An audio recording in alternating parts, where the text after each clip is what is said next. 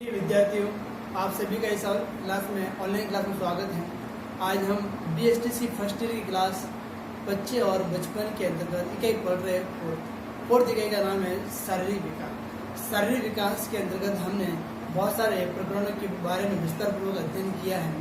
इसी के लेकर हम आज पढ़ेंगे। आज का हमारा जो प्रकरण है वो है शैशवावस्था। कौन सा प्रकरण है?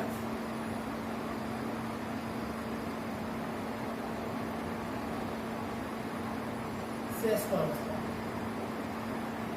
और ये शैशव जो अवस्था बढ़ रहे हैं, इसे हम क्या बोलते हैं? जीवन का सबसे महत्वपूर्ण काल कहते हैं। इसे क्या बोलते हैं?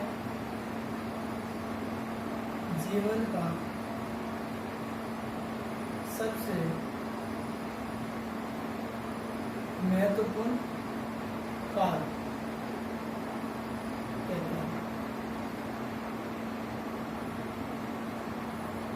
हमें शैशवावस्था के बारे में अध्ययन करना है और हमने शैशवावस्था के बारे में ऑफलाइन के अंतर्गत कुछ इसके बारे में जाना था कि बाल विकास अध्ययन के तौर पर देखा जाए तो बाल विकास अध्ययन के तौर पर हमारी अवस्था दो प्रकार के थे। नहीं, बाल विकास अध्ययन क्षेत्र को दो भागों में बांटा गया था। वो तो हमारा पहला था जन्म से पूर्व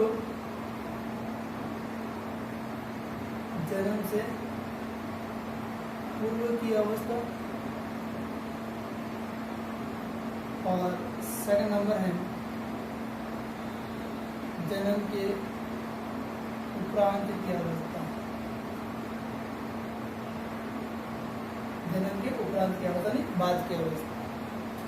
हमने इन अवस्था को कितने भागों में बांटा था? 3 भागों में बांटा था। इसे हमें 4 भागों में बांटा था। तो हम जन्म के उपरांत की अवस्था में पढ़ेंगे शैशवावस्था। कौन सी अवस्था है? शैशवावस्था। ये शैशवावस्था होती है जन्म शिशु से लेकर, मतलब इसे शिशु के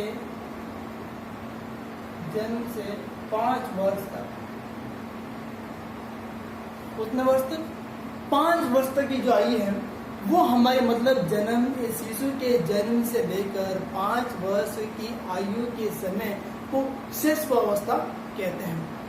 शैशवावस्था में बालक के विकास का आधार होने के कारण अधिकांश मनोवैज्ञानिकों ने इसकी ओर अधिक से अधिक आकर्षित होकर इनमें अध्ययन किया है।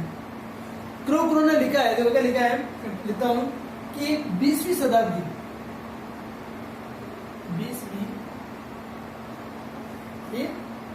20वीं शताब्दी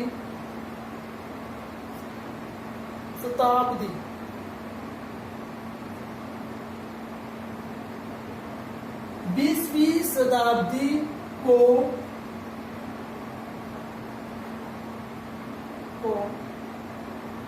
बालक की शताब्दी कहा है। 20वीं शताब्दी को बालक की शताब्दी कहा है। किसने कहा है? ये कहा है क्रो एवं क्रो ने। क्रो ने कहा है कि 20वीं शताब्दी को बालक की शताब्दी कहा है। कहने का मतलब है कि आधुनिक वर्तमान शताब्दी में बालक की शताब्दी के जाने का कारण यह है कि इस शताब्दी में मनोवैज्ञानिकों ने बालक और उसके व्यवहार, बालक और उसके विकास की अवस्था के संबंध में अनेक प्रकार के विस्तार पूर्वक, गंभीर पूर्वक अध्ययन किया जाता है। इसके फलस्वरूप ये निष्कर्ष निकलता है कि इस निष्कर्ष पर पहुंचे हैं कि ये अवस्था में शैशवावस्था सबसे महत्वपूर्ण अवस्था, अधिक महत्वपूर्ण होती है, क्योंकि इसका कहना है कि ये अवस्था वह आधार है जिस पर बालक के भावी जीवन का निर्माण किया जा सकता है। मतलब बालक का निर्माण किस आकार में बदल सकते हैं, उस क्रिया को हम इस शैशवावस्था में बालक की जीवन को हम बदलने की कोशिश करते हैं। कहने का मतलब है कि इस अवस्था में उसका जितना अधिक निरीक्षण, निर्देशन किया जाता है, उतना ही अधिक वो उसका विकास और जीवन होता है।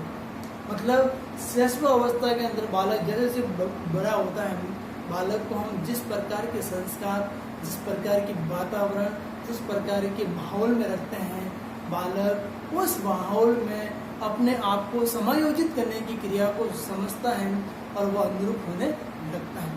और उसी के अनुसार बालक के अंतर्गत जो तर्क वितर्क सोचने समझने जिज्ञासा है वो बालक में विकसित होने लगती है।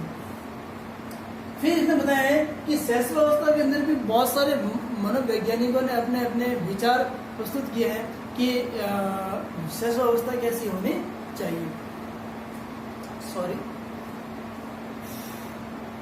एल्डर नाम सुना होगा आपने?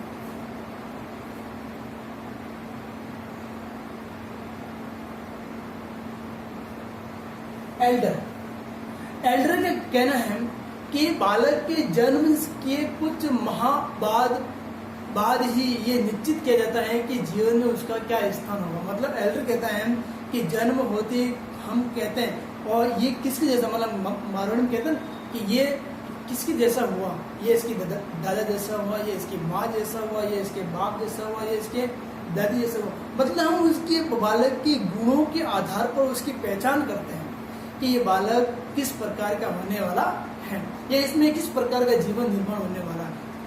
चतुर होता है, थोड़ा बहुत खेलता है, दो तीन महीने का होता है, 4 महीने का होता है, तो उसमें जैसे जैसे बढ़ता है 3 महीने का होता है तो बालक में उस सोचने समझने की क्रिया को देखते बोलते नहीं ये बालक ऐसा होगा, बहुत होशियार होगा कहते हैं। तो उसका जीवन हम पहले से परख लेते हैं। किसने कहा है? एल्डर ने कहा है। फिर स्टेंग ने भी कहा, किसने कहा?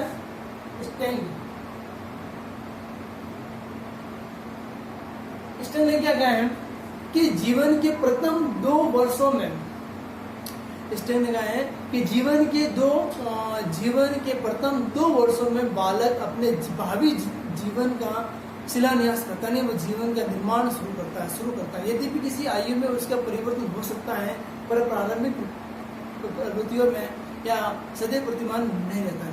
मतलब बालक को जिस आकार में ढाला जाता है या बालक को जिस परिवेश में रखा जाता है, बालक अपने भावी जीवन का निर्माण उन्हीं के अनुरूप, उन्हीं के अनुकरण के द्वारा करता है। स्टेन ने कहा। फिर गुड एनएफ ने भी कहा है, गुड